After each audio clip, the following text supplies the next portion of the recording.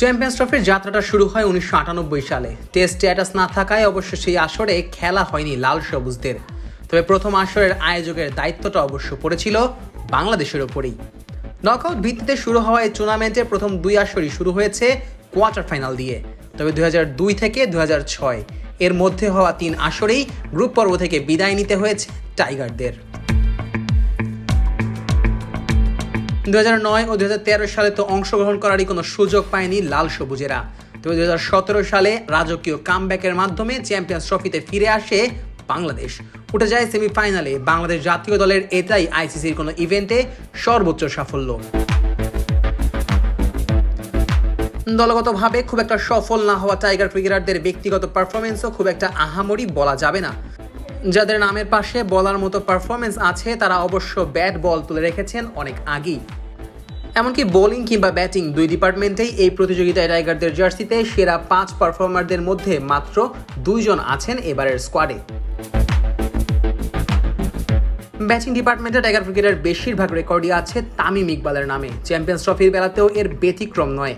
এই প্রতিযোগিতায় টাইগারদের হয়ে সবচেয়ে বেশি রানের মালিকও বাংলার এই খান সাহেব। 4 ম্যাচ খেলে তামিমের নামের পাশে রয়েছে 293 রান, অ্যাভারেজ 73.25।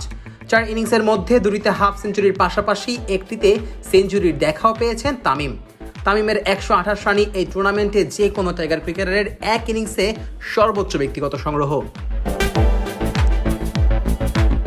বাংলাদেশের ক্রিকেটের রেকর্ডের হিসাব হবে আর সেখানে সাকিব থাকবে না, সেটা কি করে সম্ভব?